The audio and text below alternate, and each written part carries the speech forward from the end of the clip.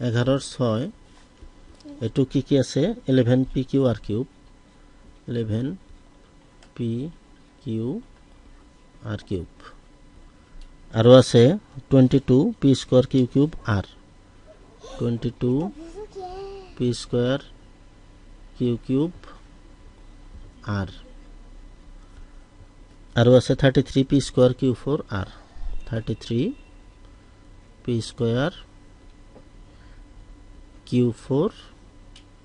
আর মানে Q to the পাওয়ার 4 এতে এটু প্রত্যেকটো 11 এর ঘরত আহে 11 পূরণ 1 নিলিখিলেও হয় একটু লিখিলে বুঝার কারণে 11 পূরণ 2 আর 33 টু কি হবো 11 পূরণ 3 আর বাকি যে আছে alphabetical P Q R cube মানে আর তিনটা আর পি স্কয়ার এটু 22 11 ইনটু 2 লিখিলো পি স্কয়ার হবো কি P into P Q cube মানে তিনটা কিউব এটু এটা এটু আর আর নেক্সট আছে 33 পি স্কয়ার কিউ 4 আর 33 11 3 যা 33 এটা P square P into P Q 4 মানে কিউ চারিটা দিলো আর আছে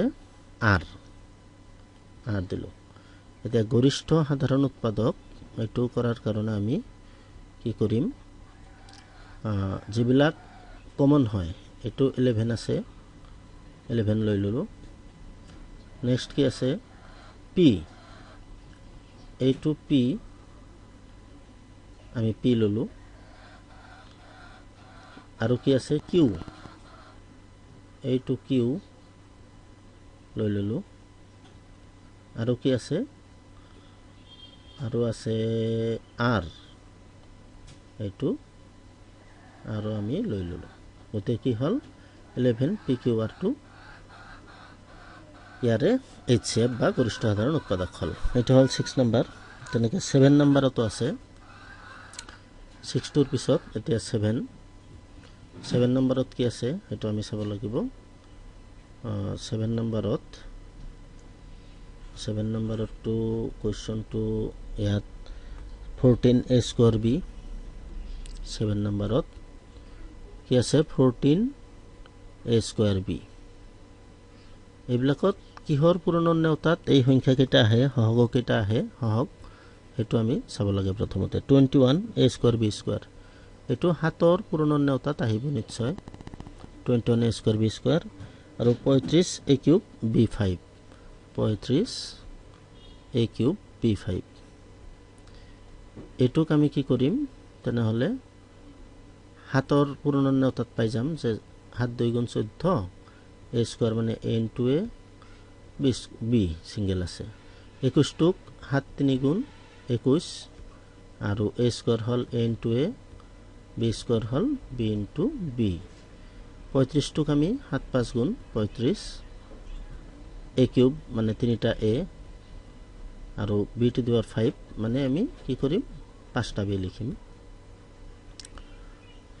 ইয়াৰ পৰা এতিয়া আমি সিলেকশন কৰিম যে কোন কেইটা তিনিওটাতে আছে গৰিষ্ঠ সাধাৰণ উৎপাদক ইয়াৰ পৰা এই 7 তিনিওটাতে দেখা গৈছে 7 গতিকে আমি 7 ললো নেক্সট কি লম আমি a গোটেই কেইটাতে কি আছে a আছে a ললো আৰু এটা a আছে কোনটো এইটো a গোটেইটোত a আছে ললো আৰু কি আহিব বিও আহিব এইটো বি আহি গল তেনেহলে কি হ'ব 7 a into a স্কয়ার আৰু b এতে आंसर হল কিমান 7 ৰ লাস্ট এটা আছে 8 ৰ 3 ৰ 8 এটো লাস্ট 3 ৰ নেক্সট 4 নম্বৰত যাব 3 ৰ যেটো 8 আছে হেতুৰ কাৰণে আমি চাম যে কি দিয়া আছে 8 নম্বৰত দিয়া আছে প্ৰথমতে 24 a square px cube 24 a square px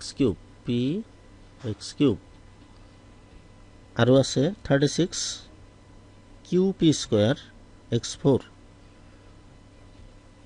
36 Q